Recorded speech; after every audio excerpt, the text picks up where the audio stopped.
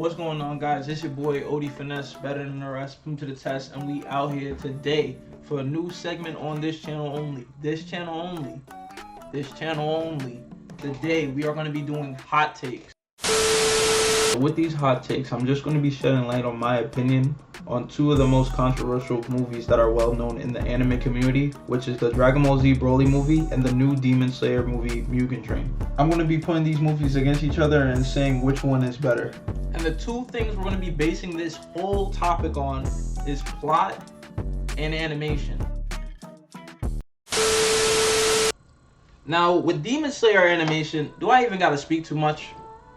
Come on now. Demon Slayer animation kept the same consistency from the show to the movie, if not even better. Because the way they incorporated different scenes, different transitions within, the fighting was top tier. Top tier. I can't wait to get to the writing segment where we talk about the plot, but away from that, the fighting on the train and how they move the camera and all that, if you saw, you know. If you saw, you feel me? But they definitely, I would say, did better. Especially the ending, when they covered different scenes that were emotional. If you know, you know. I won't say what, but if you know, you know. Like, it crazy top tier animation. I would say they did even better with the water and fire scenes. They made slow motion.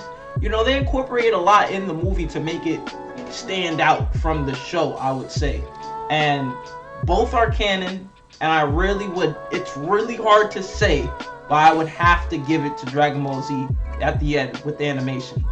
Demon Slayer did their thing, but Dragon Ball Z stood out with a whole different company that made it 10 times better.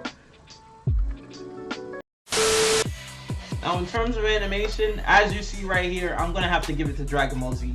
Why Dragon Ball Z? Bro, they stood out and paid the right people to make the right animation. I know 1/3 of that movie made me blind, but I was getting up, screaming. I was like, yo, this is heat. The way they incorporated how, the different transitions in the movie, like different scenes, even Vegeta transforming to Super Saiyan God was so clean. Everyone got hyped for that stuff. It was to the point where, they wanted the movie to be the next animation for the show.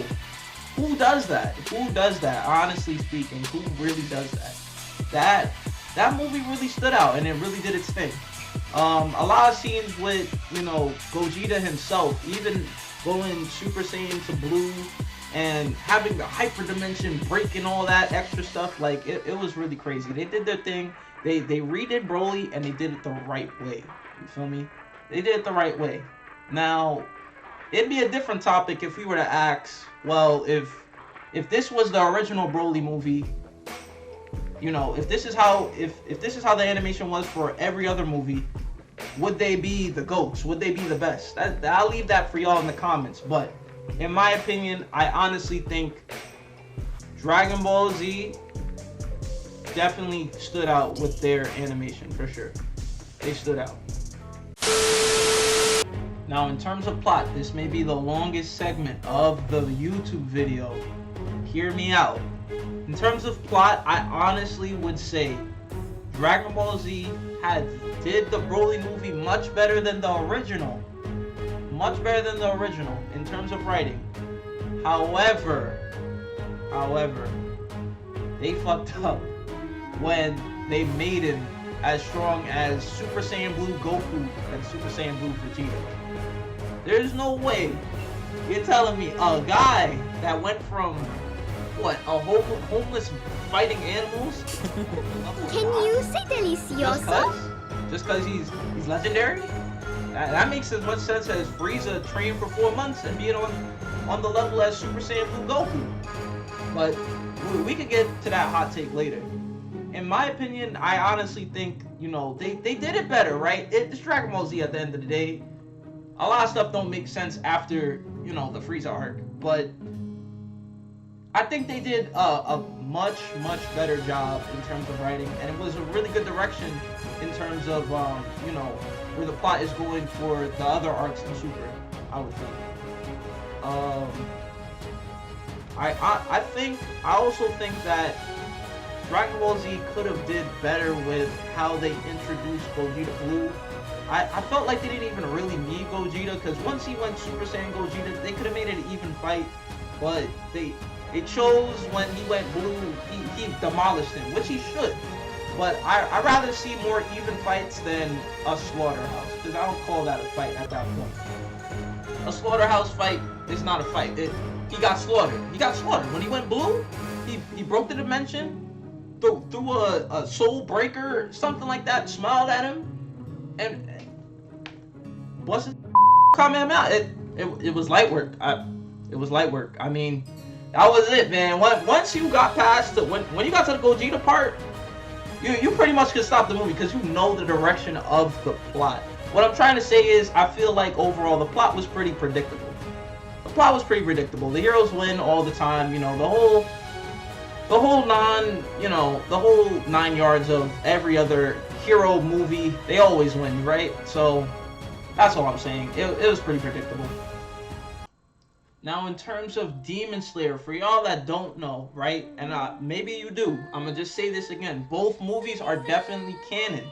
So what happens, right? And what I really, really love about Demon Slayer is they keep it more realistic than, other shows.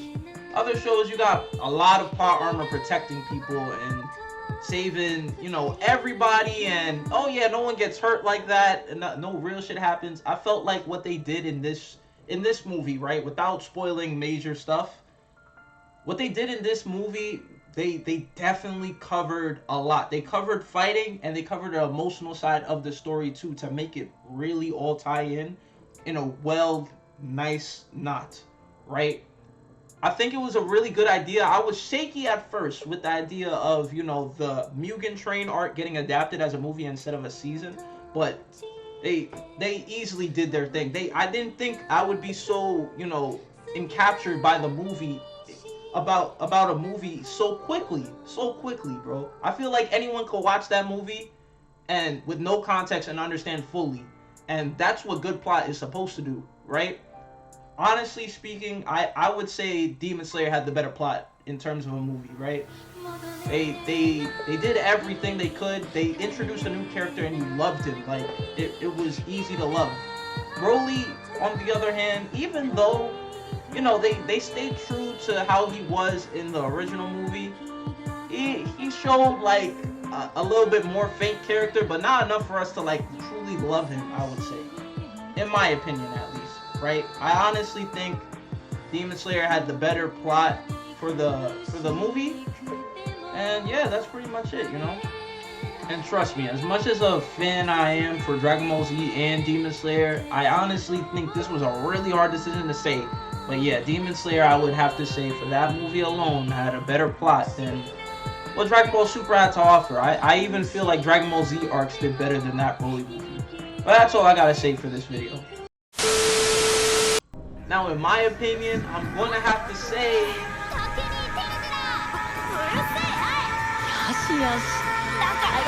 Demon Slayer. Now, if you liked and enjoyed that video of hot takes, or you want to see more, just, you know what to do, bro. Slap that like, comment, and subscribe. Turn on them bell notifications, and I'm out, man. It's your boy odfinesse, better than the rest. Put him to the test, and I'll see you guys later. Peace.